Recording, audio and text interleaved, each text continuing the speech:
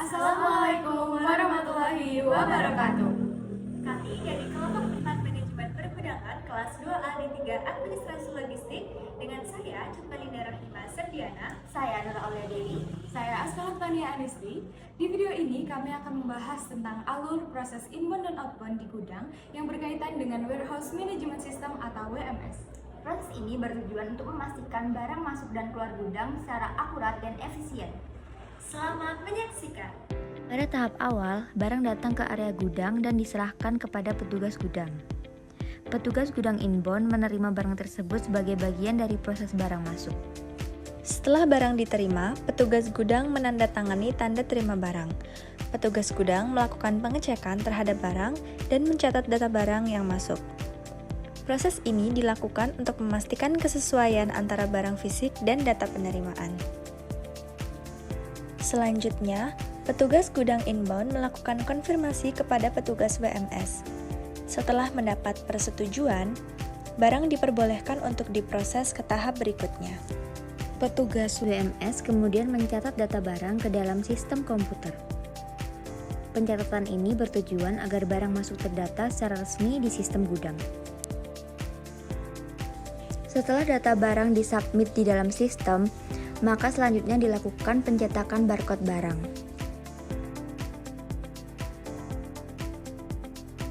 Barcode yang telah dicetak tersebut kemudian diletakkan dan ditempelkan di luar barang. Setelah barcode tertempel dengan rapi, petugas kemudian menghampiri konveyor, melakukan scan barcode pada barang yang tadi telah ditempel. Kemudian, petugas dapat menghidupkan konveyor dan mengoperasikannya agar ketika petugas tersebut meletakkan barang pada konveyor, konveyor dapat membantu barang tersebut agar naik ke atas. Sehingga apabila terdapat banyak sekali barang yang harus dipindahkan, maka konveyor dapat mempermudah dan juga meminimalisir energi yang akan dikeluarkan. Setelah barang sampai di atas, maka petugas yang bertugas akan menghampiri barang tersebut dan mengambil barang tersebut untuk kemudian dilanjutkan ke tahap berikutnya. Setelah produk diambil, petugas melakukan scan barcode untuk memperbaharui jumlah kuantiti produk di dalam sistem. Kemudian, barang tersebut diletakkan ke dalam tempat penyimpanan sesuai kategorinya.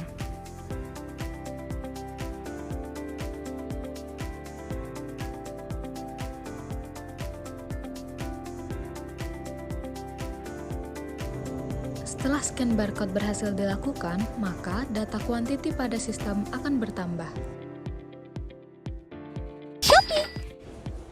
Ketika terdapat pesanan yang masuk, maka petugas akan mengecek pesanan tersebut dan kemudian memasukkan data-data yang diperlukan pada sistem yang meliputi nama produk, jumlah produk, nama pemesan, dan lain sebagainya.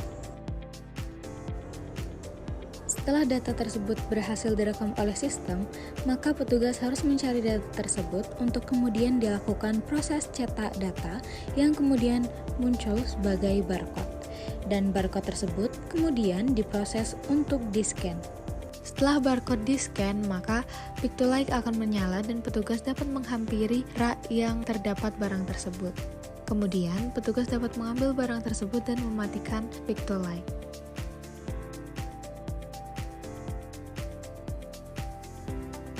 Kemudian, barang dibawa dan dilanjutkan ke proses berikutnya.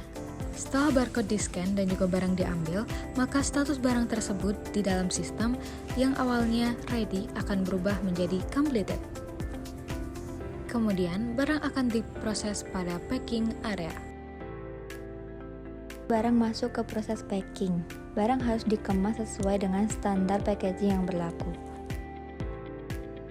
Setelah barang selesai dikemas, barang tersebut kemudian diletakkan di atas konveyor untuk dapat diterima oleh petugas selanjutnya.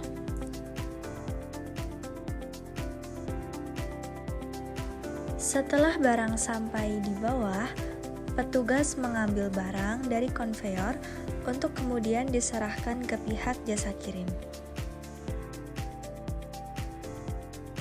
Dan demikianlah proses inbound dan outbound yang telah kami jalankan. Terima kasih.